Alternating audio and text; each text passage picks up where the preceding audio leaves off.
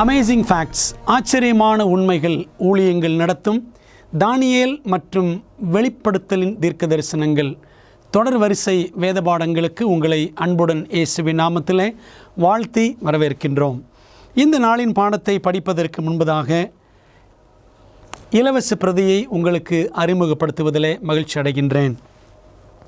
மிருகத்தின் முத்திரை என்ற தலைப்பிலே அழகான வண்ணமயமான வேதபாட தொகுப்பு உங்களுக்காக இலவசமாய் காத்திருக்கிறது. இதை பெற்றுக்கொள்ள விரும்புகிறவர்கள் எங்களோடு தொலைபேசி எண்ணிலே தொடர்பு கொள்ளும்படி அன்போடு கேட்டுக்கொள்கிறேன்.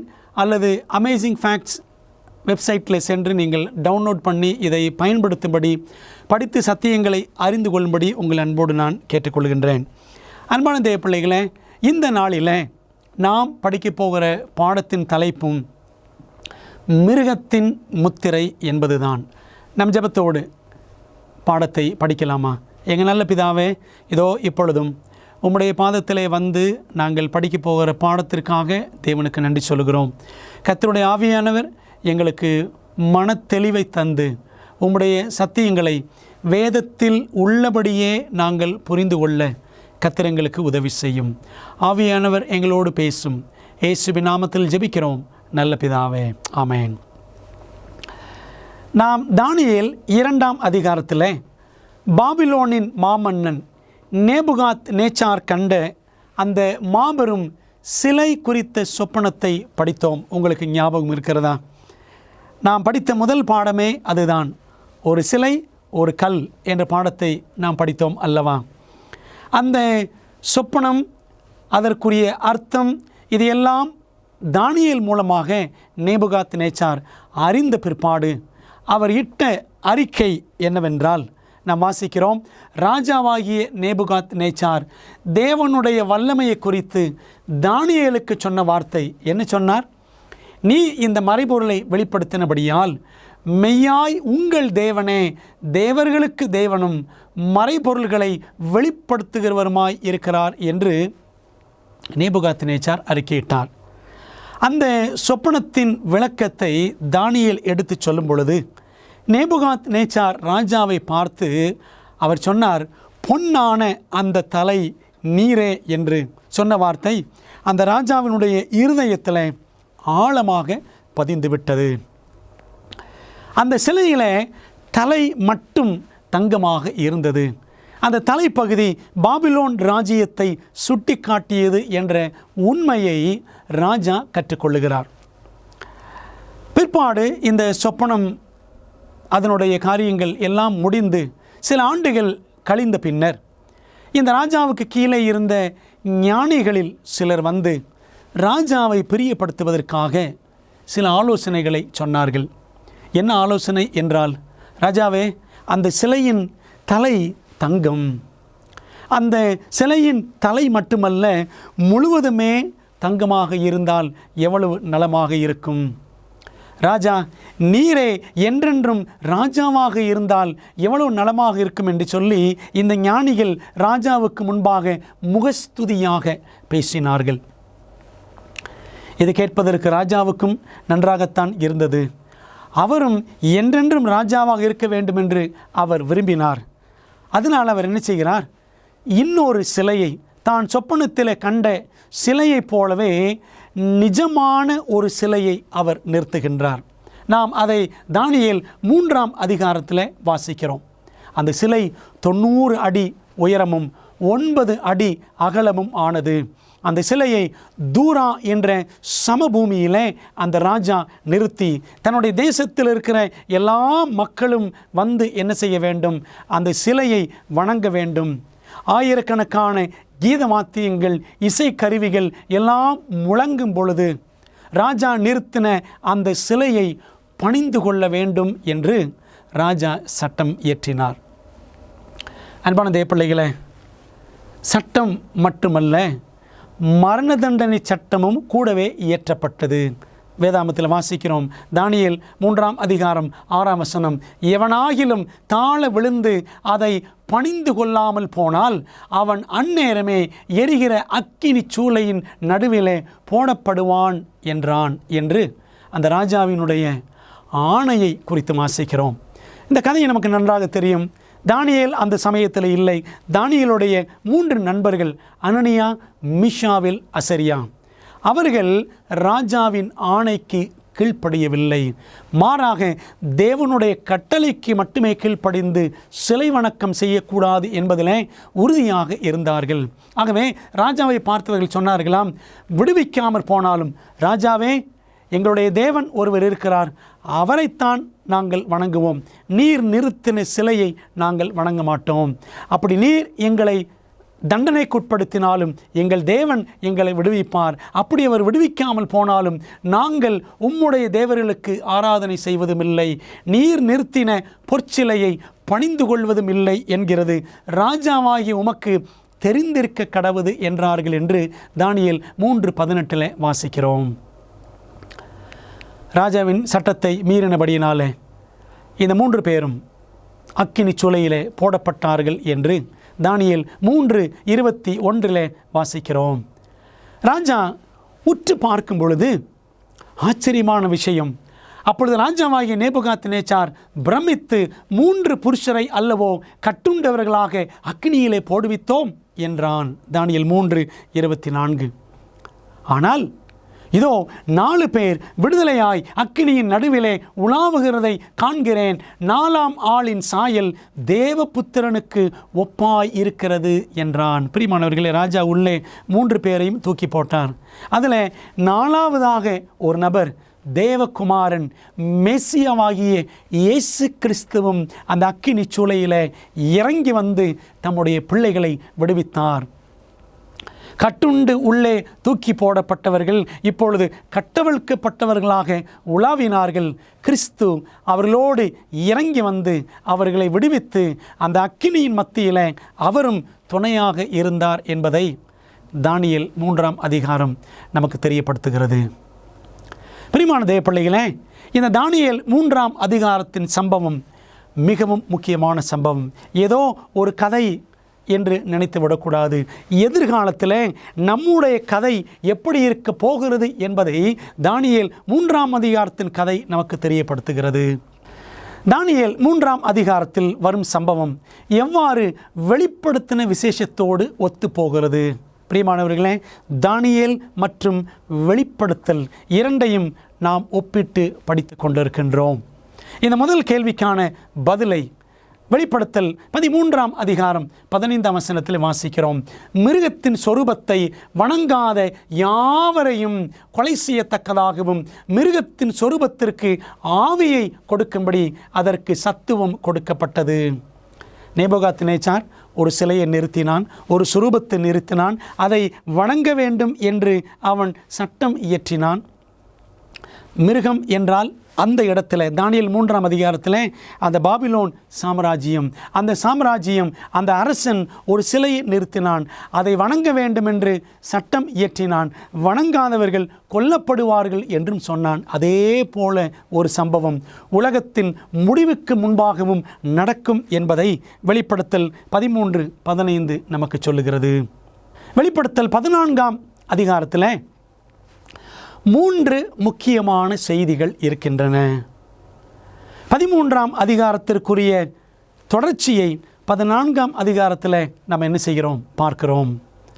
வெளிப்படுத்தல் 14ஆம் அதிகாரம் 6 முதல் 12 வசனங்களில் அந்த 3 தூதர்களின் முக்கியமான 3 செய்திகளை நாம் பார்க்கிறோம்.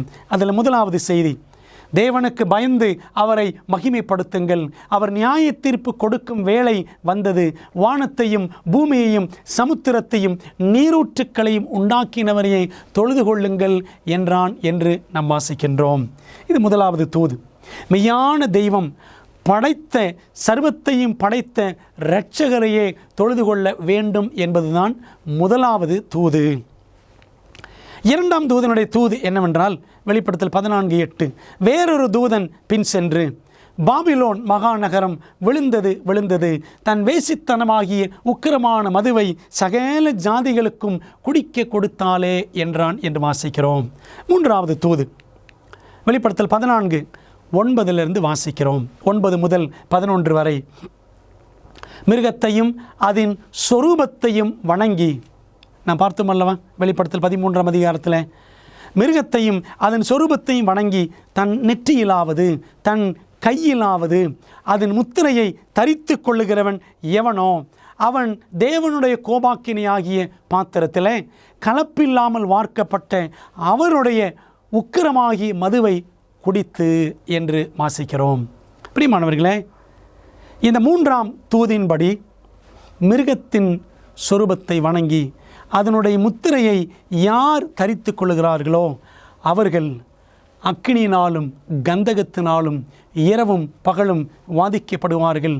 அவர்களுடைய புகை சதா காலங்களிலும் எழும்பும் என்று 3ஆம் தூது சொல்லுகிறது. அன்பான தேவ பிள்ளைகளே, வேதாகம தீர்க்க தரிசனத்தில் மிருகம் என்பது எதை குறிக்கிறது? வாசிக்கலாமா? வேதாகமம் பேசட்டும். தானியேல் 7ஆம் அதிகாரம் 17ஆம் வசனம். அந்த 4 பெரிய மிருகங்களும் பூமியிலிருந்து எழும்புகிற 4 ராஜாக்கள் என்று தானியேல் 7:17 வாசிக்கிறோம். இன்னொரு வசனத்தையும் இன்னும் தெளிவாக பார்க்கலாம். தானியேல் 7:23 4ஆம் மிருகம் பூமியிலே உண்டாகும் 4ஆம் ராஜ்யமாம் என்று தானியேல் 7:23 சொல்லுகிறது. ஆகவே தானியேல் 7ஆம் அதிகாரத்தில் மிருகம் என்றால் ராஜ்யம் என்று பார்க்கிறோம். தானியேல் 8ஆம் அதிகாரம் 20ஆம் வசனத்திற்கு சென்றால் அங்கே ஆட்டுக்கடா, வெள்ளாட்டுக்கடா போன்ற மிருகங்களை பார்க்கலாம். அங்கேயும் வீட்டிலே வளர்க்கக்கூடிய மிருகங்கள் என்று எடுத்துக்கொண்டாலும் காட்டிலே வளரக்கூடிய மிருகங்கள் என்று எடுத்துக்கொண்டாலும் எல்லாமே ராஜாக்களை, ராஜ்யங்களை தான் சுட்டி காட்டுகிறது. தானியேல் 8:20 நீ கண்ட 2 கொம்புள்ள ஆட்டுக்கடா மேதியா பெர்ஷியா தேசங்களின் ராஜாக்கள் என்று தூதன் தானியேலுக்கு சொல்லுகிறார். தானியேலும் தன்னுடைய சொப்பனத்தில் 7ஆம் அதிகாரத்தில் சிங்கம், கரடி போன்ற கொடூர மிருகங்களை பார்க்கிறார். தானியேல் 8ஆம் அதிகாரத்தில் ஆடு, வெள்ளாடு போன்ற மிருகங்களை பார்க்கிறார். ஆகவே எல்லாமே ராஜாக்கள், ராஜ்யங்களை சுட்டி காட்டுகிறது. தானியேல் 8:21 ரோமமுள்ள அந்த வெள்ளாட்டுக்கடா கிரேக்கு தேசத்தின் ராஜா என்று தானியேல் 8:21 வாசிக்கிறோம். வேதம் மிருகத்தை எவ்வாறு அடையாளம் காண்கிறது? வெளிப்படுத்தல் 13ஆம் அதிகாரம் 1ஆம் வசனம். மிருகத்தின் முத்திரை என்று படித்து கொண்டிருக்கிறோம். நாம் படிக்கக்கூடிய இந்த பாடத்தில் மிருகம் என்பது யாரை குறிக்கிறது என்பதை நாம் பார்த்தாக வேண்டும். வெளிப்படுத்தல் 13:1 சொல்லுகிறது, பின்பு நான் கடற்கரை மணலின் மேல் நின்றேன். அப்பொழுது சமுத்திரத்திலிருந்து ஒரு மிருகம் எழும்பி வர கண்டேன். சமுத்திரத்திலிருந்து எந்த மிருகமும் வெளியே வராது. ஆனால் தீர்க்க தரிசனத்தில் ஆண்டவர் சில மறைபொருளான காரியங்களை நமக்கு இவ்விதமாக வெளிப்படுத்துகின்றார். அதற்கு 7 தலைகளும் 10 கொம்புகளும் இருந்தன. அதன் கொம்புகளின் மேல் 10 முடிகளும், அதாவது 10 கிரீடங்களும், அதன் தலைகளின் மேல் தூஷணமான நாமமும் இருந்தன என்று வசனம் சொல்லுகிறது. 2ஆம் வசனத்தை வாசிக்கலாமா? நான் கண்ட மிருகம் சிறுத்தையை போல் இருந்தது. அதன் கால்கள் கரடியின் கால்களைப் போலவும் அதன் வாய் சிங்கத்தின் வாயைப் போலவும் இருந்தன என்று அப்போஸ்தலன் யோவான் வெளிப்படுத்தல் 13ஆம் அதிகாரத்தில் ஒரு மிருகத்தை பார்க்கிறார். வெளிப்படுத்தல் 13ஆம் அதிகாரத்தை நாம் உற்று நோக்கி படித்தால் 18 வசனங்கள் இருக்கின்றன. முதல் 10 வசனங்கள் முதலாம் மிருகத்தை பற்றி பேசுகிறது. கடைசி 8 வசனங்கள் 2ஆம் மிருகத்தை பற்றி பேசுகிறது. அன்பானவர்களே, மிருகத்தின் முத்திரை என்று படிக்கும் பொழுது வெளிப்படுத்தல் 13ஆம் அதிகாரத்தில் வரக்கூடிய முதலாம் மிருகத்தை குறித்து நாம் தெளிவாக அறிந்திருக்க வேண்டும். அந்த மிருகத்தை அறிந்து கொண்டால்தான் அடுத்து நாம் அதனுடைய முத்திரை என்ன என்பதை அறிந்து கொள்ள முடியும். ஆக பிரியமானவர்களே, இந்த பாடத்தில் மிருகம் பற்றி படிக்க போகிறோம். அடுத்த பாடத்தில் அதன் முத்திரையை குறித்து கற்றுக்கொள்ளப் போகின்றோம். அந்த முதலாம் மிருகம் யார் என்று ஒரு கேள்வியை எழுப்பினால், அந்த முதலாம் மிருகத்தை குறித்து வெளிப்படுத்தல் 13ஆம் அதிகாரம் முதல் 10 வசனங்களை படித்தால் அந்த மிருகத்தை குறித்த 10 அடையாள குறிப்புகள் நமக்கு கிடைக்கும். அந்த குறிப்புகளை முதலாவது வேகமாக நாம் பார்த்து விடலாமா? 13 வசனம் 1 பார்க்கிறோம், அது சமுத்திரத்திலிருந்து எழும்புகிறது. இரண்டாவது, அது தன் பலத்தையும் சிங்காசனத்தையும் மிகுந்த அதிகாரத்தையும் வலு சர்ப்பத்தினிடமிருந்து பெற்றுக்கொள்ளுகிறது. மூன்றாவது, அந்த மிருகம், முதலாம் மிருகம் உலகளாவிய சக்தியாக மாறுகிறது என்று வாசிக்கிறோம். அந்த வசனங்கள் எல்லாம் நீங்கள் குறிப்புகளிலே பார்க்கலாம், அடைப்புக்குறிகளிலே. நான்காவதாக, தேவ தூஷணத்தின் நிமித்தம் குற்றம் சாட்டப்படுகிறது. ஐந்தாவது, 42 தீர்க்க தரிசன மாதத்தின் விதிமுறைகளை நாம் ஒப்பிட்டு பார்க்க வேண்டும். அந்த மிருகம் 42 மாதமளவும் அது யுத்தம் செய்கிறது, அது ஆளுகை செய்கிறது என்று நாம் பார்க்கின்றோம். ஆறாவதாக, சொஸ்தமாகக்கூடிய கொடிய காயத்தை அந்த முதலாம் மிருகம் பெறுகிறது. ஏழாவது, தொழுகையை பெறும் ஆன்மீக வல்லமையாக இருக்கிறது என்றும் பார்க்கின்றோம். எட்டாவதாக, தேவனுடைய பரிசுத்தவான்களை உபத்திரவப்படுத்துகிறது. எவ்வளவு காலகட்டம்? அந்த 42 மாதம். ஒன்பதாவது, 666 என்ற மர்மமான எண்ணை உடையதாக இருக்கிறது. பத்தாவது, அதிகாரம் படைத்த ஒரு மனிதனால் இந்த முதலாம் மிருகம் வழிநடத்தப்படுகிறது என்று பிரியமானவர்களே, இந்த வெளிப்படுத்தலில் 13ஆம் அதிகாரம் முதல் 10 வசனங்களிலும் கடைசியில் 18ஆம் வசனத்திலும் சுமார் 10 குறிப்புகளை நாம் பார்க்கிறோம். இந்த 10 அடையாளங்களுமே முதலாம் மிருகம் யார் என்பதை நமக்கு வெளிப்படுத்துகின்றது. இந்த மிருகம் சமுத்திரத்திலிருந்து எழும்பும்.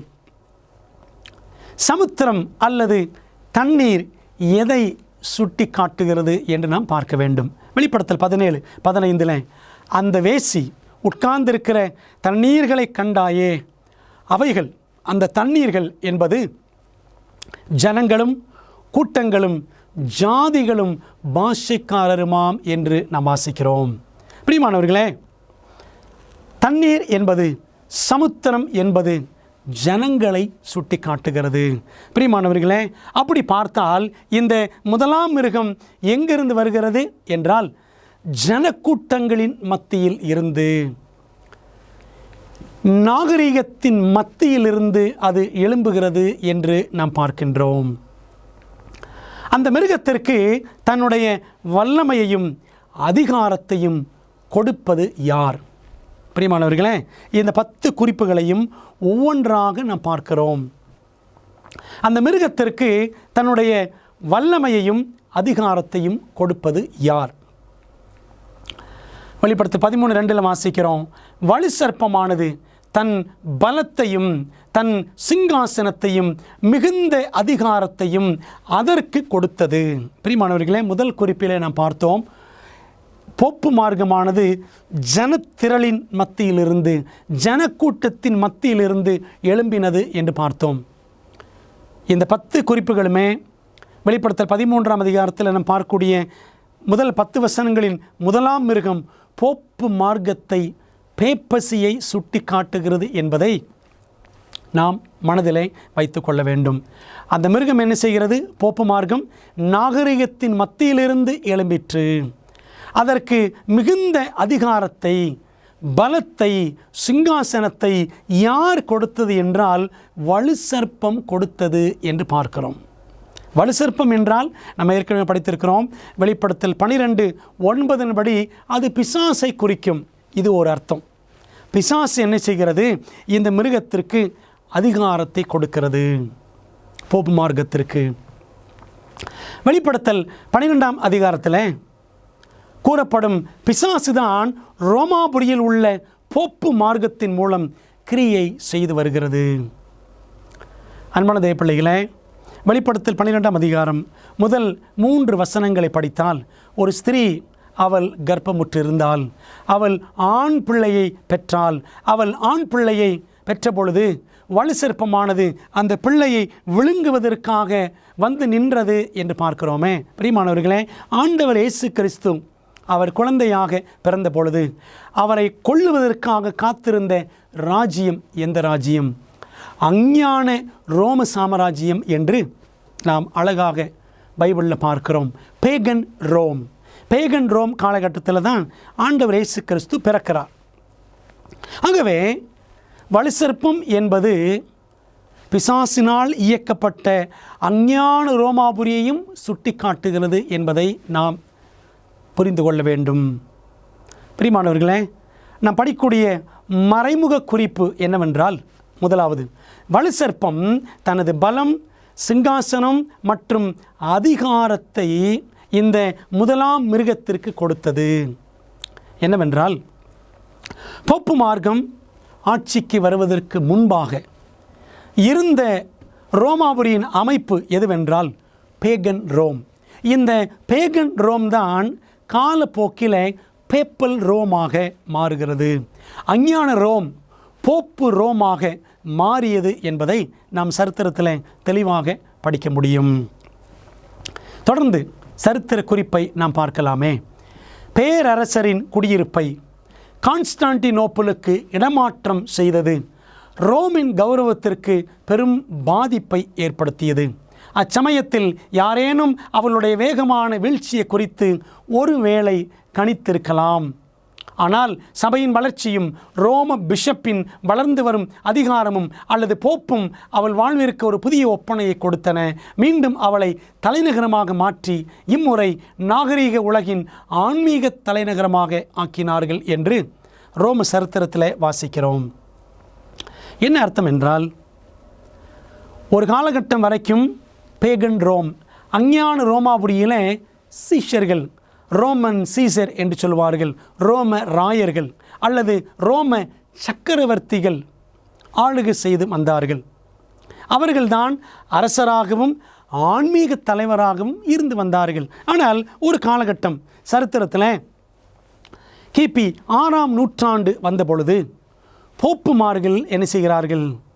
ஒரு பெரும் தலைவராக, ஆன்மீக தலைவராக அங்கே முக்கியத்துவம் பெறுகிறதை நாம் சரித்திரத்தில் வாசிக்கிறோம்.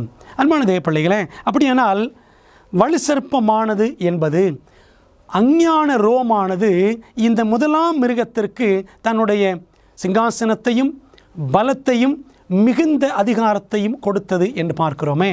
அப்படியானால் பேகன் ரோம் தன்னுடைய அதிகாரத்தை பேப்பல் ரோமுக்கு, அஞ்ஞான ரோம் போப்பு ரோமாக மாறுகிறது என்பதை நாம் இதன் வழியாக புரிந்து கொள்கிறோம். தொடர்ந்து சரித்திரத்தில் வாசிக்கிறோம். ரோமில் சீஷர்களின் அதிகாரத்திற்கு பின், ரோம ராயர்களின் அதிகாரத்திற்கு பின் பாண்டிஃப்களுக்கு, பாண்டிஃப் என்று சொன்னால் போப்புமார்கள் என்று சொல்லலாம், அவர்களுக்கு அதிகாரம் கிடைத்தது. கான்ஸ்டன்டைன் ரோமை விட்டு வெளியேறிய போது அவர் தனது சிங்காசனத்தை பாண்டிஃப்க்கு கொடுத்தார் என்று லாபியாங்கா என்ற சரித்திர பேராசிரியர் யூனிவர்சிட்டி ஆஃப் ரோம் என்ற பகுதியிலிருந்து அவர் எழுதி வைத்திருக்கிறார். அன்பான தேவ பிள்ளைகளே, அப்போ பாருங்கள், கடைசி பேகன் கிங் யார் என்று சொன்னால் ரோமாபுரியில் கான்ஸ்டான்டினோபிள். அவன் வெளியேறும் பொழுது தன்னுடைய அதிகாரம் எல்லாவற்றையும் போப்புமார்களுக்கு விட்டு செல்லுகிறான் என்பதை சரித்திரம் சொல்லுகிறது. ஆகவே மிருகம் ரோமிடமிருந்து பலத்தையும், அதாவது போப்பு மார்க்கம் அஞ்ஞான ரோமிடமிருந்து பலத்தையும் சிங்காசனத்தையும் அதிகாரத்தையும் பெற்றது என்பதை அவர்களுடைய சரித்திர குறிப்புகளிலிருந்தே நாம் வாசித்தோம். மிருகத்தின் செல்வாக்கு எந்த அளவிற்கு உயர்ந்தது? வெளிப்படுத்தல் 13ஆம் அதிகாரம் 3ஆம் வசனத்தை பாருங்கள். பூமியில் உள்ள யாவரும் ஆச்சரியத்தோடே அந்த மிருகத்தை பின்பற்றி.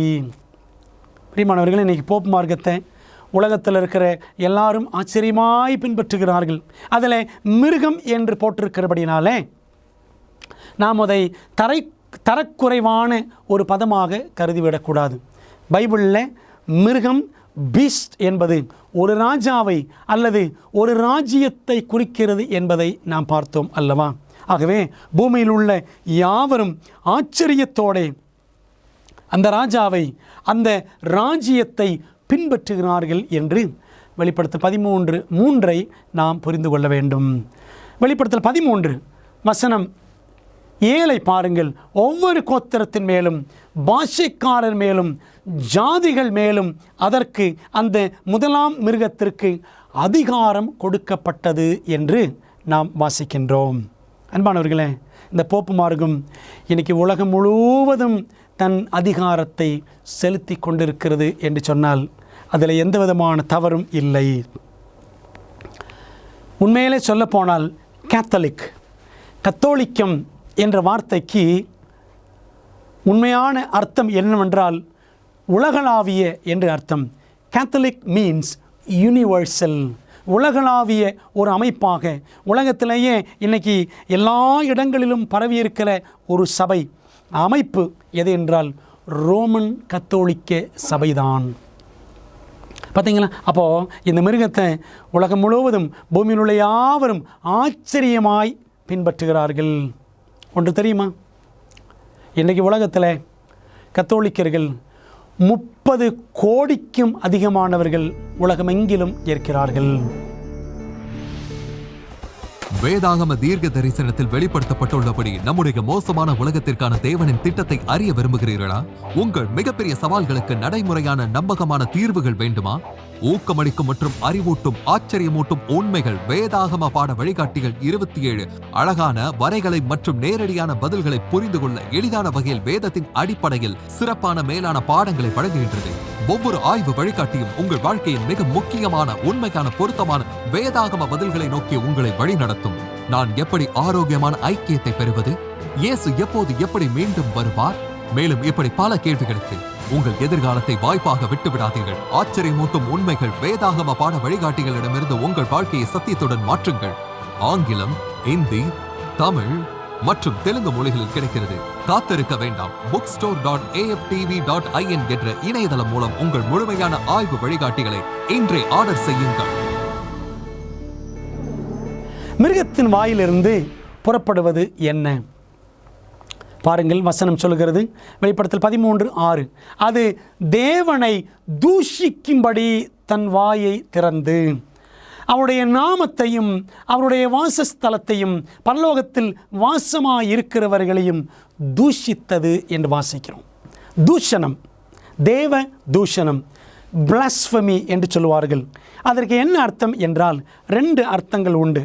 ஒரு நபர் தன்னைத்தான் தேவன் என்று சொல்லிக்கொள்வது. இரண்டாவது, ஒரு நபர் இன்னொரு நபருடைய பிறருடைய பாவங்களை தான் மன்னிக்க முடியும் என்று சொல்லிக்கொள்வது. இதற்குத்தான் தேவ தூஷணம் என்று சொல்லுவார்கள். ஆண்டவர் இயேசு கிறிஸ்து கூட இந்த பூமியில் வாழ்ந்த பொழுது அநேக அற்புதங்களை செய்தார். நோய்வாய்ப்பட்டவர்கள் அநேகரை சுகமாக்கினார், பாவங்களை மன்னித்தார். அப்படி செய்த பொழுது கூட இருந்த பரிசேயர்கள், யூதர்கள் கேட்டார்கள், பாவங்களை மன்னிக்கிறதற்கு இவன் யார்? இவன் தேவதூஷணம் சொல்லுகிறான் என்று சொன்னார்கள். ஆகவே ஒரு நபர் தன்னை தெய்வம் என்று சொல்லுவதும், ஒரு நபர் பிறருடைய பாவங்களை மன்னிப்பதும் தேவதூஷணம். கிறிஸ்துவை செய்தார், மெய்யாகவே அவர் தேவன். ஆனால் பாருங்கள், தீர்க்க தரிசனத்தில் படிக்கிறோம், 2 தெசலோனிக்கேயர் 2:4 அவன் எதிர்த்து நிற்கிறவனாயும் தேவன் எண்ணப்படுவது எதுவோ ஆராதிக்கப்படுவது எதுவோ அவை எல்லாவற்றிற்கு மேலாக தன்னை உயர்த்துகிறவனாயும் தேவனுடைய ஆலயத்தில் தேவன் போல உட்கார்ந்து தன்னைத்தான் தேவன் என்று காண்பிக்கிறவனாயும் இருப்பான் என்று அப்போஸ்தலனாகிய பவுல் இந்த முதலாம் மிருகத்தை குறித்து அவர் எழுதுகின்றார். பிரியமானவர்களே, இந்த வசன குறிப்பின் அடிப்படையில் நாம் சரித்திரத்தில் போய் பார்த்தோம் என்றால் ரோம வரலாற்றில் ஏராளமான போப்புமார்கள் தங்களை கிறிஸ்துவுக்கு பதிலாளி என்றும் தாங்களே தெய்வத்துக்கு சமம் என்றும் சொல்லியிருக்கிறதை பார்க்க முடியும். சில உதாரணங்களை பார்க்கலாமா? வேதத்தில் ஒரு வசனம் சொல்கிறது, யோவான் 10:33, யூதர்கள் அவருக்கு பிரதியுத்தரமாக, நற்கிரியை நிமித்தம் நாங்கள் உன்மேல் கல்லெறிகிறதில்லை, நீ மனுஷனாயிருக்க உன்னை தேவன் என்று சொல்லி இவ்விதமாக தேவதூஷணம் சொல்லுகிறபடியால் உன்மேல் கல்லெறிகிறோம் என்றார்கள். இதே போலவே இயேசு கிறிஸ்துவை அவர் தான் பிறருடைய பாவங்களை மன்னிக்கிறார் என்பதற்காக அவர் தேவதூஷணம் சொல்லுகிறார் என்று சொல்லி அவரை கல்லெறிய பார்த்தார்கள். பாருங்கள், இப்பூமியில் நாங்கள் சர்வ வல்லமையுள்ள தேவனுடைய இடத்தை பெற்றிருக்கிறோம். போப் 13ஆம் லியோ அப்படி சொன்னாராம். பூமியிலே நாங்கள் சர்வ வல்லமையுள்ள தேவனுடைய இடத்தை பெற்றிருக்கிறோம். லூக்கா 5:21 அப்பொழுது வேதபாரகரும் பரிசேயரும் யோசனை பண்ணி தேவதூஷணம் சொல்லுகிற இவன் யார்? தேவன் ஒருவரே அன்றி பாவங்களை மன்னிக்கத்தக்கவர் யார் என்றார்கள். லூக்கா 5:21. கத்தோலிக்க மார்க்கம் சொல்லுகிறது, பாவ மன்னிப்பு அளிக்கவோ அளிக்காமல் இருக்கவோ காரியங்களை அவர்களுக்கு ஏற்றாற்போல் மறுக்கவோ அல்லது நீக்கம் செய்யவோ தேவன் தாமே பாதிரிமார்களின் தீர்மானத்திற்கு கட்டுப்பட்டிருக்கிறார். God is under the control of the bishops. தேவன் இந்த பாதிரிமார்களின் கட்டுப்பாட்டுக்கு கீழே இருக்கிறாராம். பாதிரிமார்களின் தீர்ப்பே இறுதி வாக்காகும், தேவனும் அதற்கு உடன்படுகிறார் என்று வாசிக்கிறோம். இந்த போப்புமார்கள், பாதிரிமார்கள், குருமார்கள் என்ன சொல்லுகிறார்களோ அவர்கள் சொல்கிறது தான் ஃபைனல் சே. ஆண்டவரும் அவர்களுக்கு உடன்படுவார் என்று dignities and duties of the priest என்ற புத்தகத்தில் வால்யூம் 12 பக்கம் 27 வாசிக்கிறோம். இந்த புஸ்தகம் கிடைக்கும் என்றால் அருமையான புத்தகம். கத்தோலிக்கத்தை குறித்து அதில் இருக்கிற ரகசியங்கள், அதில் இருக்கிற பொல்லாப்பான காரியங்கள், வேதத்துக்கு முரணான காரியங்கள் எல்லாவற்றையும் விழாவாரியாக விளக்கக்கூடிய அற்புதமான புத்தகம். பிரியமானவர்களே, அப்படியானால் தேவ தூஷணம் சொல்லுகிற இந்த முதலாம் மிருகம் யார் என்றால் அது போப்பு மார்க்கத்தை தான் அழகாக சுட்டி காட்டுகிறது. இந்த முதல் மிருகமானது எவ்வளவு காலம் ஆளுகை செய்யும்? வெளிப்படுத்தல் 13ஆம் அதிகாரம் சொல்லுகிறது, 5ஆம் வசனம், 42 மாதம் யுத்தம் பண்ண அதற்கு அதிகாரம் கொடுக்கப்பட்டது என்று வாசிக்கிறோம். அன்பான தேவ பிள்ளைகளே, தீர்க்க தரிசனத்தில் குறிப்பாக தானியேல் மற்றும் வெளிப்படுத்தல் இந்த 2 புஸ்தகங்களிலும் ஒரு குறிப்பிட்ட தீர்க்க தரிசனம் 7 தடவை திரும்ப திரும்ப சொல்லப்பட்டிருக்கிறது. அது எது என்று சொன்னால் 1260 நாள் தீர்க்க தரிசனம். தானியேலிலே அதை 2 முறை பார்க்கிறோம். வெளிப்படுத்தலில் 5 முறை நாம் பார்க்கின்றோம். ஆக மொத்தம் இந்த 2 புஸ்தகங்களிலும் சேர்த்து 7 தடவை. இந்த ஒரே தீர்க்க தரிசனம் 1260 நாள் தீர்க்க தரிசனம் என்பது காலம், காலங்கள், அரைக்காலம் என்றும் 42 மாதம் என்றும் இப்படி வெவ்வேறு விதமான அல்லது 3.5 வருஷங்கள் என்றும் வெவ்வேறு விதமான வார்த்தைகளில் தீர்க்க தரிசனங்கள் சொல்லப்பட்டிருந்தாலும் எல்லாமே ஒரே காரியத்தை தான் சுட்டி காட்டுகிறது. ஒரே தீர்க்க தரிசனத்தை ஆண்டவர் 7 முறை சொல்லியிருக்கிறார். தானியேலில் 2 தடவை, வெளிப்படுத்தலில் 5 தடவை. அதில் குறிப்பாக தானியேல் 7ஆம் அதிகாரத்தில் ஒரு தடவை, 12ஆம் அதிகாரத்தில் ஒரு தடவை, வெளிப்படுத்தல் 11ஆம் அதிகாரம், 12ஆம் அதிகாரம், 13ஆம் அதிகாரம். இந்த அதிகாரங்களில் வரிசையாக 5 தடவை இடம்பெற்றிருக்கிறதை நாம் பார்க்க முடியும். 42 மாதம் என்பது தீர்க்க தரிசனத்தில் பாருங்கள், யூத கேலண்டர் படி ஒரு மாதத்திற்கு 30 நாட்கள். ஏன்னா பைபிளில் தான் இந்த கணக்கு வருகிறது. யூத கேலண்டரில் 42 மாதங்களை 30 என்று பெருக்கி பாருங்கள், 1260 நாட்கள். அல்லது 42 மாதங்கள் எத்தனை வருஷம் என்று கணக்கிட்டு பாருங்கள், 3.5 வருஷம். காலம், காலங்கள், அரைக்காலம் என்றால் தீர்க்க தரிசனத்தில் காலம் என்றால் 1 வருஷம். இப்போ பாருங்களேன், தானியேல் 4ஆம் அதிகாரத்தில் நேபுகாத்நேச்சார் 7 காலங்கள் அவன் மிருகம் போல இருந்தான் என்று தானியேல் 4ஆம் அதிகாரத்தில் வாசிக்கிறோம். 7 காலங்கள் என்றால் 7 வருஷங்கள். ஆகவே தானியேல் 7:25 படி காலம், காலங்கள், அரைக்காலம் என்பது 3.5 வருஷத்தை குறிக்கும். 42 மாதங்கள் என்பது 3.5 வருஷம். என்ன அர்த்தம் அப்படின்னா, தீர்க்க தரிசனத்தில் நாம் ஒரு காரியத்தை போக போக படிக்க போகிறோம். ஒரு நாள் என்பது தீர்க்க தரிசனத்தில் 1 வருஷம். சரித்திர குறிப்பை பார்க்கலாமா? போப்புவின் சட்டபூர்வமான ஆளுகைக்கான அங்கீகாரம் கிபி 538 துவங்கியது. போப்பு மார்க்கம் அது அரசாட்சிக்கு வரக்கூடிய காலம் AD 538, கிபி 538. பேரரசர் ஜஸ்டீனியனுடைய கட்டளையின் பிரகாரம் ரோமின் பிஷப்பை எல்லா சபைகளுக்கும் தலைவராகவும் கோட்பாடுகளை வரையறுக்கிறவராகவும் மத புரட்டுக்களை சீர் செய்கிறவராகவும் ஏற்படுத்தினார். அன்பானவர்களே, போப்புவின் மார்க்கத்தை நிறுவினது, நிலைநிறுத்தினது யார் என்றால் ஜஸ்டீனியன் என்ற ரோம பேரரசன். தொடர்ந்து பாருங்கள்.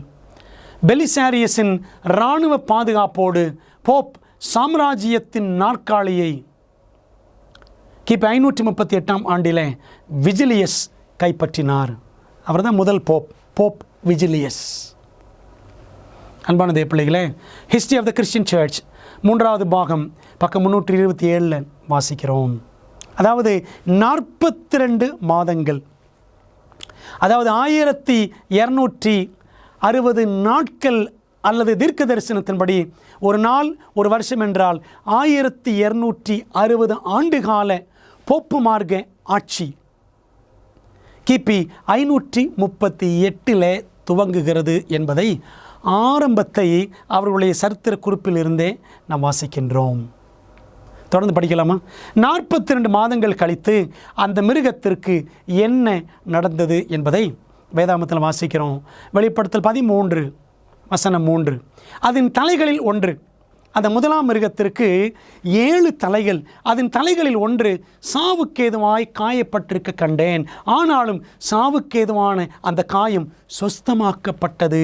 பூமியில் உள்ள யாவரும் ஆச்சரியத்தோடு அந்த மிருகத்தை பின்பற்றினார்கள் என்று வாசிக்கிறோம். அந்த முதலாம் மிருகத்தின் தலைகளில் 7 தலைகளில் ஒன்று அது காயம் பெற்றது. அன்பான தேவப்பிள்ளைகளே, இப்படி 42 மாதங்களாக, அதாவது 1260 ஆண்டுகளாக ஆட்சி செய்து கொண்டிருந்த இந்த போப்பு மார்க்கம் பாருங்கள். எசேக்கியேல் 4ஆம் அதிகாரம் 6ஆம் வசனத்தில் படிக்கிறோம். ஒவ்வொரு வருஷத்துக்கு பதிலாக ஒவ்வொரு நாளை உனக்கு கட்டளையிட்டேன். தீர்க்க தரிசனத்தில் ஒரு நாள் என்பது ஒரு வருஷத்தை சுட்டி காட்டும்.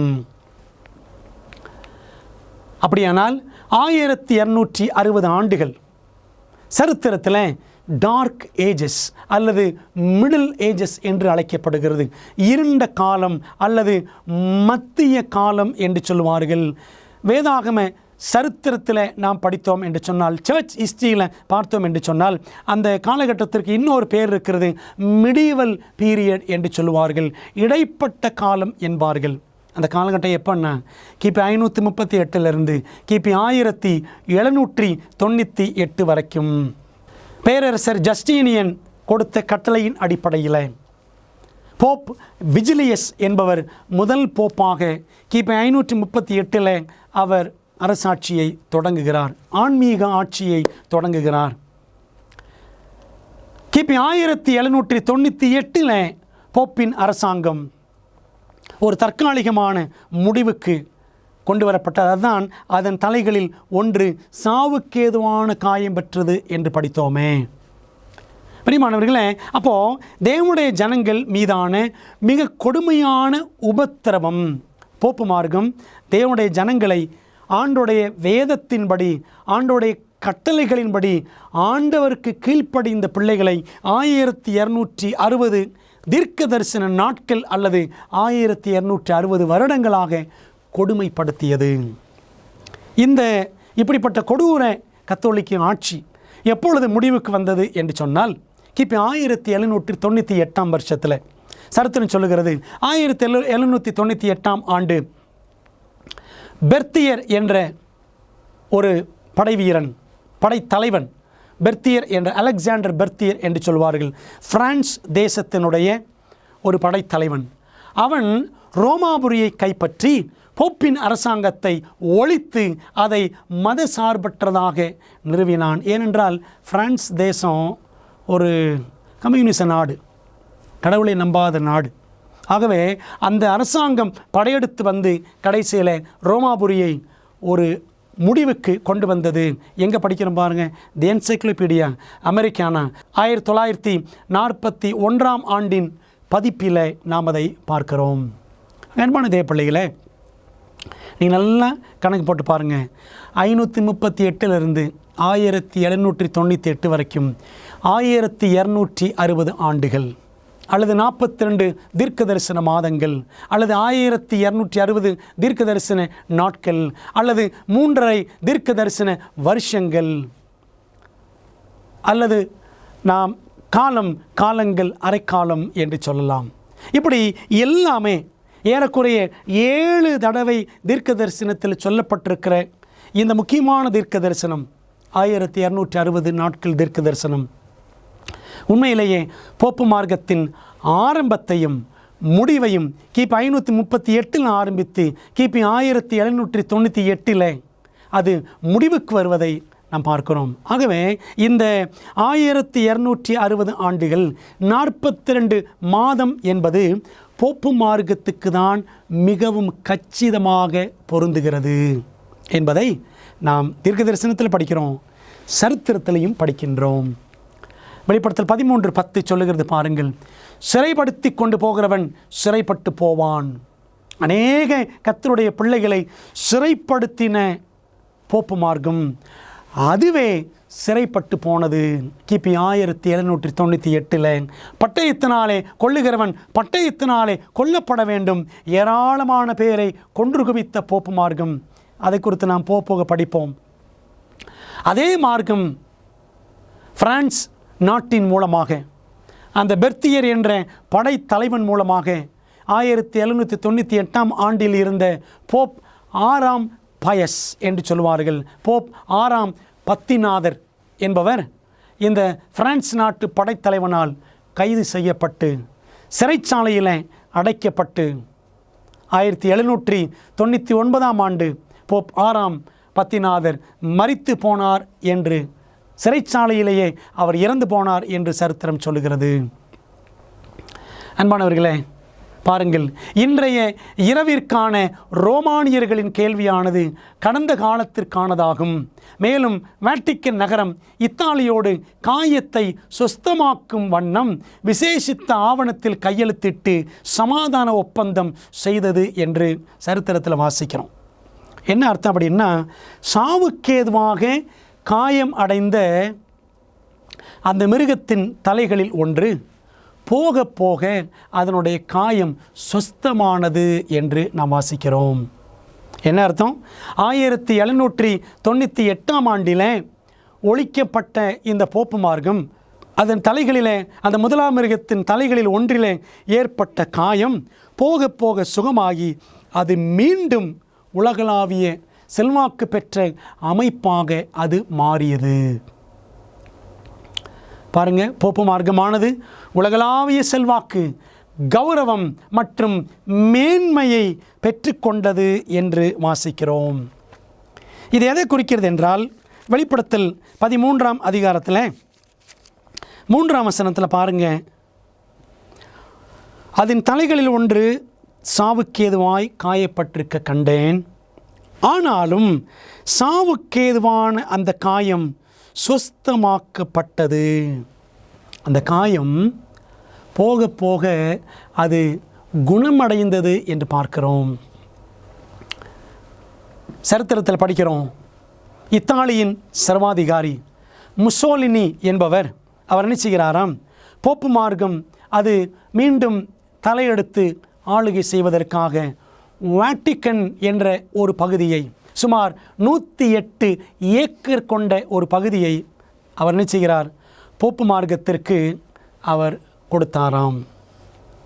இப்படித்தான் 1929 முதல் மீண்டும் இந்த போப்பு மார்க்கம் அதனுடைய காயம் சுகம் பெற்று அது திரும்பவும் உலகளாவிய சக்தியாக அது இன்றும் உலகத்தை நிரப்பி காணப்படுகிறது என்பதை நாம் பார்க்கிறோம். அன்பான தேவப்பிள்ளைகளே, கேள்வி, மிருகம் என்பது அரசாங்க வல்லமையா அல்லது ஆன்மீக வல்லமையா என்பதை பார்க்க வேண்டும். வெளிப்படுத்தல் 13:15 வாசிக்கிறோம், மிருகத்தின் சொரூபத்தை வணங்காத யாவரையும் கொலை செய்யத்தக்கதாகவும் மிருகத்தின் சொரூபத்திற்கு ஆவியை கொடுக்கும்படி அதற்கு சத்துவம் கொடுக்கப்பட்டது என்று வாசிக்கிறோம். வர்ஷிப், இந்த மிருகம் என்று வரக்கூடிய இந்த வெளிப்படுத்தல் 13ஆம் அதிகாரத்தில் படிச்சிங்கன்னா வர்ஷிப் வணங்குகிற இந்த வணக்கம் சம்பந்தப்பட்ட வார்த்தை 5 தடவை இடம்பெற்றிருக்கிறது. ஆகவே வர்ஷிப் என்பது ஒரு அரசியல் சம்பந்தமான வார்த்தை அல்ல, அது ஆன்மீக வார்த்தை. அப்படியானால் இந்த முதலாம் மிருகம் ஓர் ஆன்மீக அமைப்பு, ஒரு சர்ச் பவர், எக்லிசியாஸ்டிக்கல் பவர், சபை சார்ந்த வல்லமை என்பதை நாம் புரிந்து கொள்ளுகின்றோம். இந்த மிருகம் பரிசுத்தவான்களுக்கு என்ன செய்யும்? பாருங்கள், பிரிட்டிஷ் வரலாற்று ஆசிரியர் வில்லியம் எட்வர்ட் லெக்கி சொல்லுகிறார், மனிதர்கள் மத்தியில் வாழ்ந்த மற்ற எந்த நிறுவனத்தை காட்டிலும் ரோமன் கத்தோலிக்க சபையே குற்றமற்ற இரத்தத்தை அதிகமாக சிந்தியுள்ளது. வரலாற்றை குறித்து திறமையான அறிவை பெற்றிராத எந்த ஒரு புராட்டஸ்டண்டாலும் இது கேள்வி எழுப்பப்படாது. பிரியமானவர்களே, அநேக பிள்ளைகளை சரித்திர காலகட்டங்களில் கொன்றளித்த மார்க்கம் எது என்றால் போப்பு மார்க்கம்தான். சரித்திரத்தில் படிக்கிறோம், ஏறக்குறைய 10-15 கோடி உண்மை கிறிஸ்தவர்களை போப்பு மார்க்கம் கொன்று அழித்திருக்கிறது. எந்த காலகட்டத்தில்? அந்த இருண்ட காலகட்டம். அதாவது கிபி 538 கிபி 1798 வரைக்கும் போப்பு மார்க்கம் இதை செய்திருக்கிறது. ஆயிரக்கணக்கில் ஒரு காலகட்டத்தில் 70,000 பேரை கூட ஒரே நேரத்தில் கொண்டிருக்கிறது. அன்பான தேவ பிள்ளைகளே, இதை சபை சரித்திரம் அறிந்த எந்த புராட்டஸ்டண்டும் மறுக்க முடியாது என்பதை the history of the rise of the spirit of rationalism in Europe என்ற புத்தகத்தில் 2ஆம் பகுதியில் பக்கம் 32 நாம் வாசிக்கின்றோம். பார்த்திருங்களா? வெளிப்படுத்தல் 13ஆம் அதிகாரம் முதல் 10 வசனங்கள், கடைசி 18ஆம் வசனம். இதில் வரக்கூடிய 10 குறிப்புகளும் ஒவ்வொரு குறிப்புமே போப்பு மார்க்கத்தை, அந்த மிருகத்தை, முதலாம் மிருகம் யார் என்பதையும் அது போப்பு மார்க்கம்தான் என்பதையும் நமக்கு சுட்டி காட்டுகிறது. மிருகத்தை அடையாளப்படுத்தும் அந்த இரகசிய எண் என்ன? பாருங்கள், வெளிப்படுத்தல் 13:18. அது மனுஷனுடைய இலக்கமாக இருக்கிறது. இலக்கம் என்றால் நம்பர். அதனுடைய இலக்கம் 666 என்று வாசிக்கிறோம். 666 என்றால் இன்றைக்கி அநேகர் கம்ப்யூட்டர் என்று சொல்கிறார்கள், அல்லது அமெரிக்கன் ஜனாதிபதிகள் சிலரை அப்படி சொல்கிறார்கள். ஆனால் பைபிள் என்ன சொல்லுகிறது? தீர்க்க தரிசனம் என்ன சொல்லுகிறது? போப்பை எதிர்க்க வேண்டுமானால் அதற்கு ஒருவர் உறுதியான தீர்மானம் எடுக்க வேண்டும். விசுவாசத்தின் மூலம் கத்தோலிக்க சபையின் தலைவரே இயேசு கிறிஸ்துவின் பிரதிநிதியாக வகையறுக்கப்படுகிறார். இதை விசுவாசிகளும் ஏற்றுக்கொண்டனர் என்று பார்க்கிறோம். அதாவது போப்பு மார்க்கத்தினுடைய தலைவர் போப்புதான், இயேசு கிறிஸ்துவின் பிரதிநிதி போப்புதான் என்பதை அந்த சபை அங்கீகரித்திருக்கிறது. விசுவாசிகள் எல்லாரும் ஏற்றுக்கொண்டிருக்கிறார்கள். தேவத்துவத்தில் உள்ள 2ஆம் சர்வ வல்லமை உள்ளவரின் இடத்தில் ஒரு மனிதனான போப்பு தேவகுமாரனாக பூமியின் பிரதிநிதியாக கருதப்படுகிறார். பிரியமானவர்களே, தேவத்துவம் பிதா, குமாரன், பரிசுத்தாவி, அதில் 2வது நபர் யார்? இயேசு கிறிஸ்து. அவருடைய இடத்துல, கிறிஸ்துவின் இடத்தில் இந்த மனிதனான போப்பு தேவகுமாரனாக பூமியின் பிரதிநிதியாக அவர் கருதப்படுகிறார். உண்மையிலே சொல்லப்போனால் 666 என்பதை ரோம எழுத்துக்களின்படி கணக்கிட்டால் 666 என்று வரும். வைகாரியஸ் ஃபிலியை டாய் என்று சொல்லுவார்கள். அதனுடைய கூட்டுத்தொகை 666. அதனுடைய அர்த்தம் என்றால் கிறிஸ்துவுக்கு பதிலாளி. கிறிஸ்துவுக்கு பதிலாக இந்த பூமியிலே பிரதிநிதியாக, பரலோகத்தின் பிரதிநிதியாக இருக்கிறவர் போப்பு என்பதை அந்த 666 என்ற எண் சுட்டி காட்டுகிறது. போப்புவின் கிரீடத்தில் எழுதியிருக்கும் எழுத்துக்கள் என்ன? அவைகள் எதை குறிக்கின்றன? அன்பானவர்கள், நான் சொன்னேனே, வைகாரியஸ் ஃபிலியை டாய், அது போப்பின் கிரீடத்தில் இருக்கும் எழுத்துக்களாகும். லத்தீன் மொழியில் அதன் அர்த்தம் தேவகுமாரனின் பிரதிநிதி என்று. அவர் சண்டே விசிட்டர் ஏப்ரல் 18, 1915 வெளியான கத்தோலிக்க பத்திரிகையில் நாம் அதை வாசிக்கிறோம். அதனுடைய கூட்டுத்தொகையை பாருங்கள். இங்கே இருக்கிற ரோம லெட்டர்ஸ், ரோம எழுத்துக்கள் எல்லாவற்றையும் வைகாரியஸ் என்று பார்த்தால் 112, ஃபிலியாய் என்று பார்த்தால் 53, டை என்று பார்த்தால் 501. வைகாரியஸ் பதிலாளி, டை என்று சொன்னால் டெயிட்டி, அதாவது கடவுள், கடவுளின் பிரதிநிதி அப்படின்னு சொல்லுவாங்க. கடவுளுக்கு பதிலாக இருக்கிற பிரதிநிதி. பார்த்தீங்களா? அப்போ 666 என்பது போப்பு மார்க்கத்தை அழகாக தெளிவாக சுட்டி காட்டுகிறது. ஆகவே 666 இன்றைக்கு கிறிஸ்தவ வட்டாரத்தில் வேறு விதமாக அர்த்தப்படுத்துகிறார்கள்.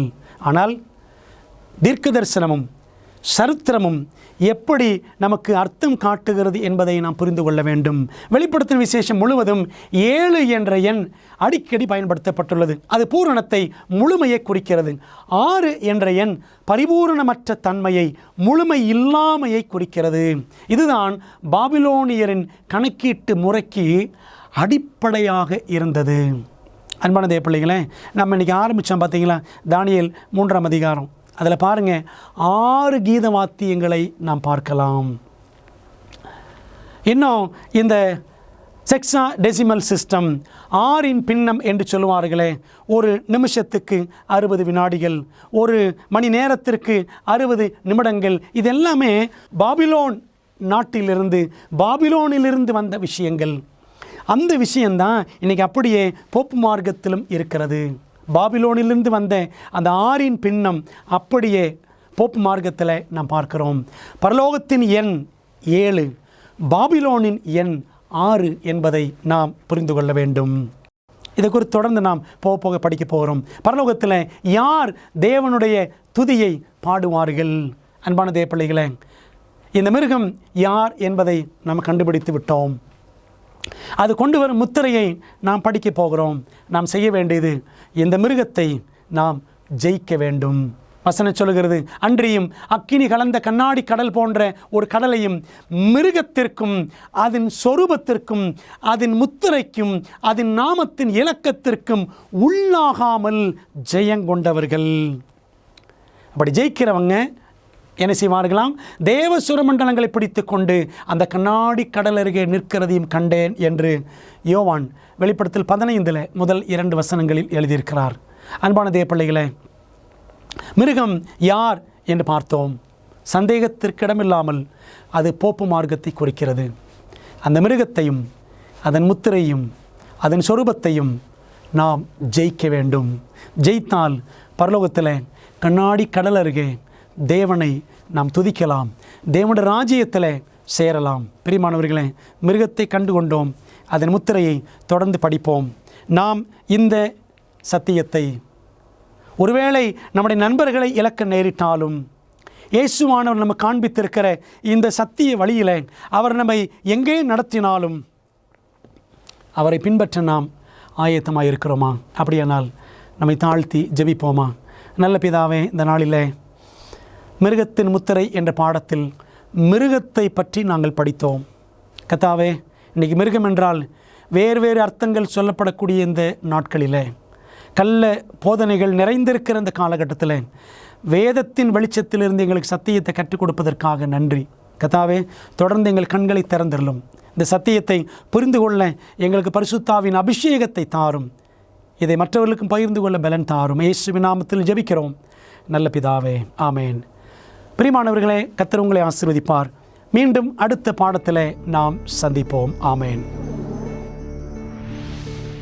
அமேசிங் ஃபேக்ட்ஸ் என் வாழ்க்கையில் ஒரு நல்ல தாக்கத்தை ஏற்படுத்தி. அமேசிங் ஃபேக்ட்ஸ் உண்மையிலேயே என் வாழ்க்கையில் ஒரு பெரிய தாக்கத்தை செயலாக்கம் தான் இன்று என்னை இங்கே நிற்க வச்சிருக்கு.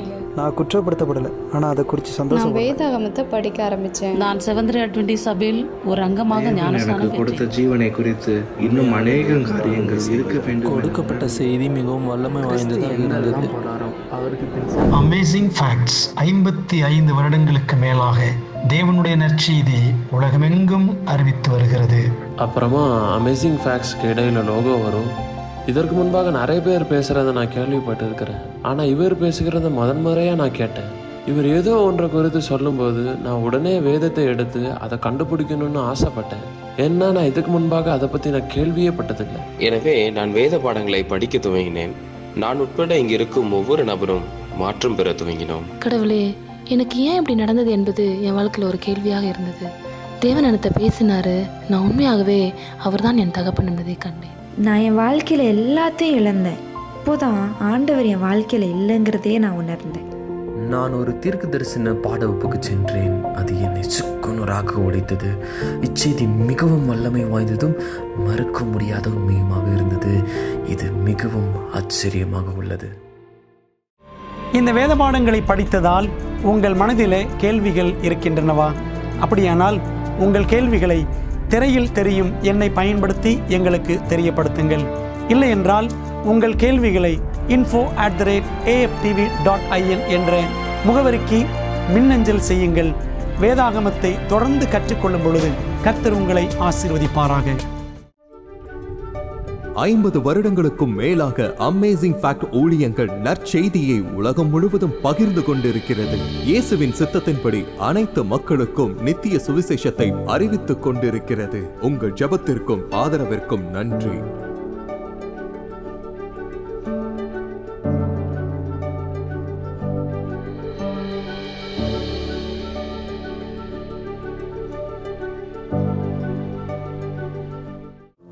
பெரோயா பட்டணத்து சபை விசுவாசிகள் தாங்கள் சத்தியங்களை கேட்ட பிற்பாடு தங்கள் இல்லத்திற்கு சென்று காரியங்கள் இப்படி இருக்கிறதா என்று வேதத்தோடு ஒப்பிட்டு மீண்டும் படித்தார்கள்.